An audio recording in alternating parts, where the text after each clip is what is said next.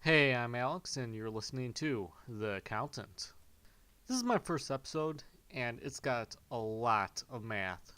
I'll be doing the math, but be warned that there's just a lot of numbers. A while back, Snapple replaced their famous glass bottles with plastic ones. Clearly angered a bunch of people who were concerned about the environment. Many complained that plastic bottles are less recyclable and worse for the environment than glass ones. Well, I got interested, so I did some research on the subject, and along the way, I learned some interesting facts about Tesla's new semi truck, plastic and glass recycling, and the cost of shipping.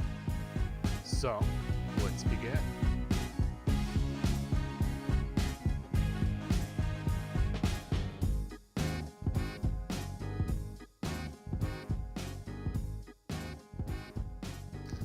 I do not do this kind of research professionally, so don't use this as a source or a reference.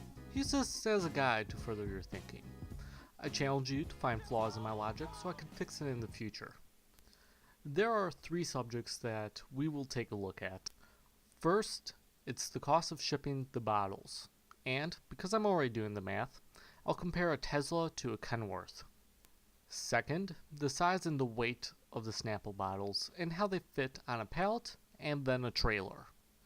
And third is recyclability. We'll take a look at recycling glass and recycling plastic and the costs and benefits of each. So, shipping. Let me start off by talking Tesla.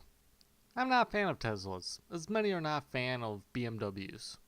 The cars don't come standard with turn signals and apparently have horrendous blind spots. Or maybe that's just Illinois drivers in general. Don't get me wrong, electric cars are great, and for most of the population, including those who could afford a new Tesla, it's a good investment. Most people drive from home to work and stop at the grocery store along their way. It's not a 200-mile trip, therefore a day's use is well within Tesla's range. And those who can afford an $80,000 Tesla usually have a second car for longer trips. And Tesla also announced that they're creating a semi-truck. Now, the semi-truck has a 500-mile range at most and costs $180,000 new.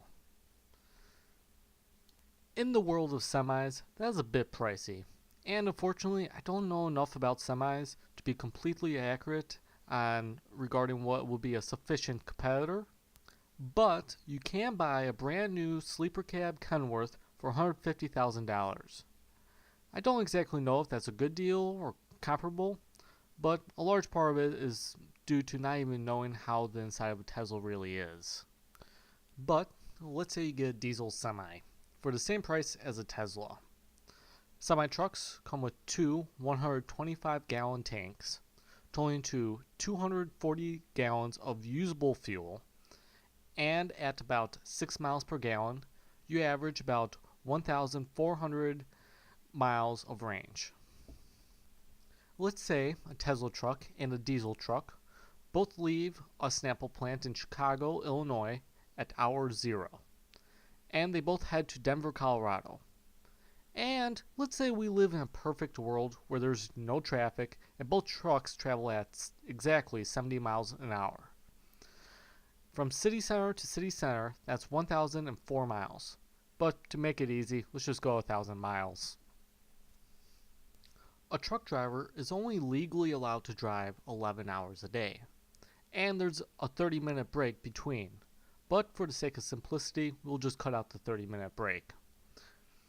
At hour 7, assuming the Tesla driver gets to a charging station, and assuming there's one along the route, because we have stations with giant tanks of flammable liquid underneath them, why not have a station with a very powerful outlet to charge your semi-truck? He would have to sit for 4 hours, given that he's got a 400 kilowatt hour charger, which is quite big. And by the time that is done charging, his 11 hours is up. So, in 7 hours, the Tesla stops at 500 miles, while the diesel semi continues to go. The diesel could go for another 270 miles until he needs to stop, meaning that he's at a total trip of 770 miles at 11 hours. Both drivers need to sleep for 10 hours.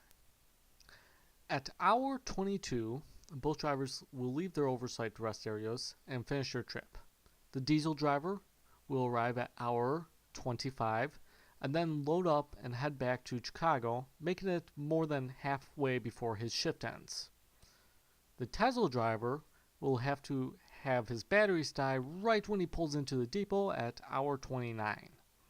And would have to not wait only for his truck to finish charging, but so he could finish his 10-hour rest. The Tesla semi-truck is not truly meant for long-haul trucking, and it would be better suited for running back and forth from Chicago and Milwaukee and shutting down the rig at the end of each day, while the driver can sleep in his own home.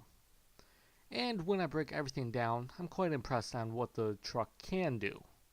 It is noticeably cheaper to run than diesel trucks, considering that electricity is a lot cheaper than diesel, and electric vehicles are easier to maintain.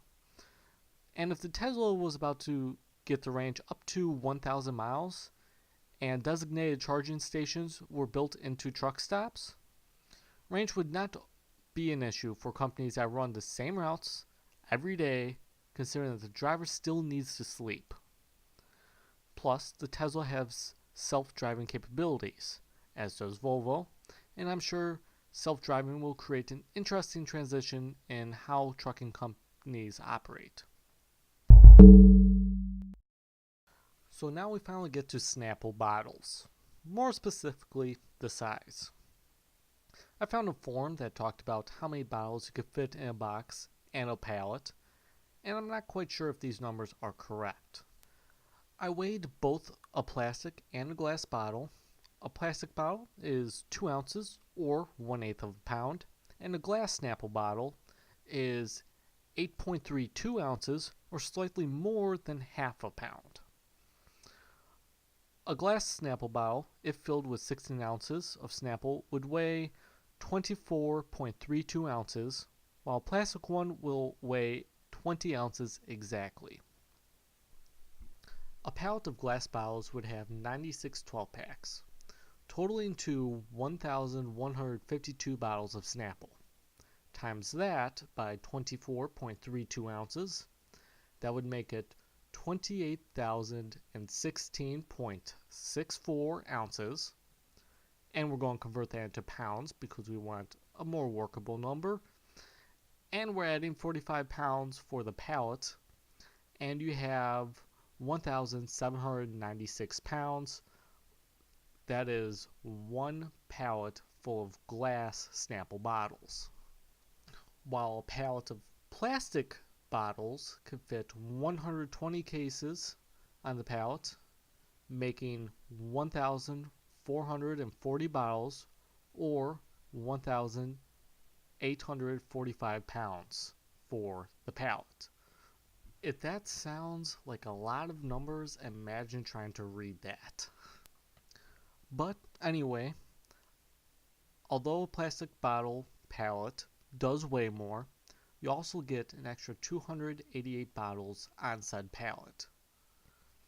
If we were to assume that both the glass and the plastic bottle pallets could hold 1,440 bottles, the glass pallet would now weigh 2,230 pounds. A semi-truck can only really carry about 30 pallets, and both the plastic and the glass bottles have room for double stacking, but we're going to ignore that option due to some logistical issues, including pallet jacks and forklifts that fit inside the trailer. We're also going to be ignoring weight restrictions because there's semi-trucks that could only weigh under 80,000 pounds for safety reasons. So take that and subtract the weight of said semi-truck and the trailer itself, and that is the weight limit on how many pallets said truck can carry. Now, a semi-truck with 30 glass pallets, each with 1,440 bottles, including the weight of the pallet, it would be 66,900 pounds. A plastic truck with the same amount of bottles would be 55,350 pounds. That is more than 11,500 pound difference. Imagine how much more diesel fuel that you would have to use to transport the glass bottles. Do you remember how long it took to get from Denver to Chicago? Imagine if you needed to ship 100,000 pallets to Denver. It would take you 2.3 trips with the plastic bottles with 1,440 bottles per pallet, and 2.8 trips for the glass ones with 1,152 bottles per pallet. In 72 hours, the diesel driver can deliver 86,000 bottles of plastic Snapple bottles or 69,000 glass bottles. So, it's quite clear that it's far more efficient to deliver plastic bottles in a diesel semi-truck that gets 6 miles per gallon. So why the hell is it better for the environment? Well, that could be broken down to one word: efficiency. How many more trips would the diesel truck have to make if it's running glass bottles? On that fourth trip, plastic bottles would start cutting entire trips to Denver. And on the second return trip from Denver, the diesel truck is already about to lap the Tesla. Mind you, that's mostly due to the range of the Tesla, but this means that you need more trucks to move the same amount of product, or you have drivers sitting around at rest stops and consuming more food, space, and parking lots, and they're not producing anything at all. The energy, fuel, and everything else that is used to deliver the product is buying less. So what about everything else that's wrong with plastic? Glass is a naturally occurring substance, while plastic is a petroleum product. Well, like everything, glass does require some energy to recycle. When you toss your recyclables into a recycle bin, it gets tossed into a garbage truck, and that is compacted. Then it gets sent to a sorting facility. From there are people who sort the recycled junk, sometimes by hand, although glass does shatter far easier than plastic. That is something worth noting, considering that they are compacting the garbage. Now, there are 7 grades of plastic, and just about all plastic can be recycled, but not all of it is worth the effort. The new Snapple bottle is grade 1 plastic. This is really only safe for one-time use, and if you don't put it near a source of heat, leave it out in the sun, or feed it past midnight. It's about 29% recyclable, but when you recycle plastic, it cannot be used for any other food products. But it can still be used for something like the railing at your community park.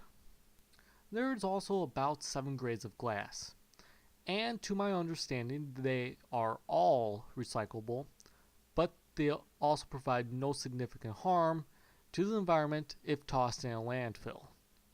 That being said, glass cannot decompose.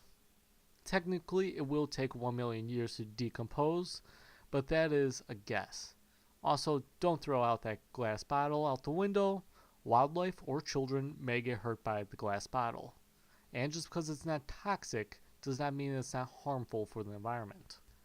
I have more experience in the metal recycling world, although I am sure much of the information and processes are interchangeable. Details on how many different grades of glass and plastic is just limited to a 5-minute Google search. And I'm sure there's far more grades because things like wrappers and paints do mess with purity. And to be clear, when a glass is impure, it is junk.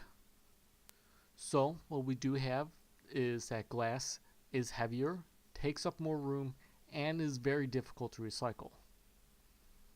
If you truly want a more recyclable Snapple bottle, your best bet is to get Snapple in aluminum bottles. This is currently being done with some beers and energy drinks, although I do not know any information regarding the efficiency, regarding shipping, and all that other fun stuff that we did earlier with glass and plastic. I guess you could compare a Monster bottle or a Bud Light, but let's be honest, neither of us wants to see all the math all over again. Snapple is available in cans and in larger bottles. It is generally better for the environment if you buy something in bulk or in concentrate. When I got about halfway through writing this podcast, I sent an email to Snapple as a request for further information, expecting them to decline. Well, they did not. Dear Alex, thank you for contacting us about Snapple. We are always excited to hear from our consumers. Your comments give us valuable input about our brands and how they are enjoyed. The new PET bottle is lighter and resealable, making it more convenient for our consumers to enjoy Snapple on the go, as well as it's easier for distributors and retailers to ship and handle, with a substantially reduced risk of damage or breakage. The bottles have a water-resistant label and is sealed with the distinct metal Snapple caps that pop, with real facts on the inside. We appreciate you for contacting us, Alex. We hope that you continue to enjoy our brands. Sincerely, Keith. Thanks, Keith. I don't know who feels like the bigger bum, me for doing all this math and finding out Snapple just gave me an actual reason, or you for listening about Tesla and semi-trucks, where the answer only took one paragraph. Thank you for listening to the podcast. I originally didn't have the best plan, and as you can see throughout the podcast, I am reading off a script a lot more than I should have. That will be changed in the next episode, but I hope you enjoyed it, and I will release some more information regarding more podcasts. The song that you did hear in the beginning was Hold On, I'm Coming, and it was made by Sam and Dave in 1966. Also, that's just the name of the band, Sam and Dave. So, I hope you enjoyed.